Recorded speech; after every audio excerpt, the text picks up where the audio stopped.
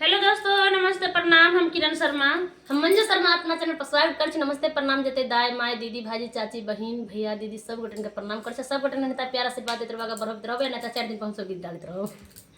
नहीं कोनो कारणवश नहीं भ पाबी छै, एखन टाइम नहीं मिल रहा है, ताहि दुआरे वीडियो नहीं बना पाबी छी। तो अहाँ सब समाप्ति चाहे छी, जरूर हम सब टाइम मिलाकर जरूर बनाएब और हर रोज वीडियो जरूर डालब, अहाँ सब जरूर देखब।